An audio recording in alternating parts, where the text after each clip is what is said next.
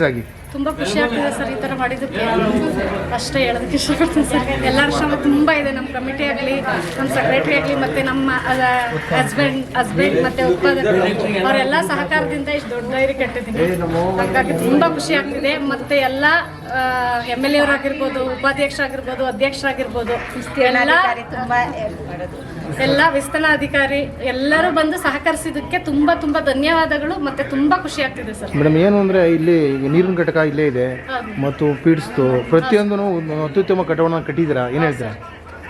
ಏನು ಹೇಳೋಣ ಸರ್, ಮಾಡಬೇಕು ಅಂದ್ಕೊಂಡಿತ್ತು, ಕನಸಿತ್ತೊಂದು ಮಾಡಬೇಕು ಹೊಸಬಳದಲ್ಲಿ ನೀರಿನ ಘಟಕ ಮತ್ತು ಡೈರಿ ಎಲ್ಲ ಮಾಡಬೇಕಂತ. ಚಿಕ್ಕೂರಾದರೂ ಎಲ್ಲ ಮಾಡಬೇಕು ಅನ್ನೋ ಆಸೆ ಇತ್ತು. ಹಂಗಾಗಿ ನಮ್ಮ ಗಂಡಿನ ನಮ್ಗೆ ತುಂಬ ಸಹಕಾರ ಕೊಟ್ಟು ನಮಗಿನ್ನ ಚೆನ್ನಾಗಿ ಅವ್ರು ಜಾಸ್ತಿ ಕೆಲಸ ಮಾಡಿ ನಮ್ಮ ನಿಲ್ಲಿಸಿದ್ದಾರೆ. ಅದರಿಂದ ತುಂಬ ಖುಷಿ. ಇವ್ರು ನಮ್ಮ ಯಜಮಾನ್ರು, ಅವ್ರು ನಮ್ಮ ಸೆಕ್ರೆಟರಿ ಅವ್ರ ಯಜಮಾನ್ರು, ಅವರಿಬ್ರಿಗೂ ಸಹ ನಾನು ತುಂಬ ಹೃದಯದ ಧನ್ಯವಾದಗಳು ಹೇಳ್ತೀನಿ ಸರ್.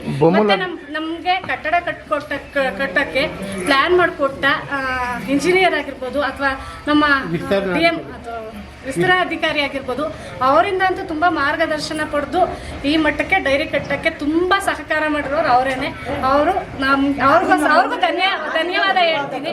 ಮೇಡಮ್, ಈಗ ಬೊಮ್ಮಲ್ ಅಧ್ಯಕ್ಷರಂತ DK ಸುರೇಶ್ ಅವರು ₹1 ಪ್ರೋತ್ಸಾಹಧನವನ್ನು ಹೆಚ್ಚಳ ಮಾಡಿದ್ದಾರೆ, ಏನು ಹೇಳ್ತೀರಾ? ತುಂಬ ಖುಷಿ ಆಗುತ್ತೆ ಸರ್. ಕೇಳ್ತಾ ಇದ್ದಿದ್ದೆ ಅದನ್ನು ನಾವು ಹೆಚ್ಚಿಗೆ ಮಾಡಿಕೊಡಿ ಅಂತ ಮಾಡಿಕೊಟ್ಟಿದ್ದಾರೆ. ಅದಕ್ಕೂ ಎಲ್ಲ ಉತ್ಪಾದಕರಿಂದ ಧನ್ಯವಾದಗಳನ್ನ ಹೇಳ್ತೀನಿ. ಎಲ್ಲ ಉತ್ಪಾದಕರ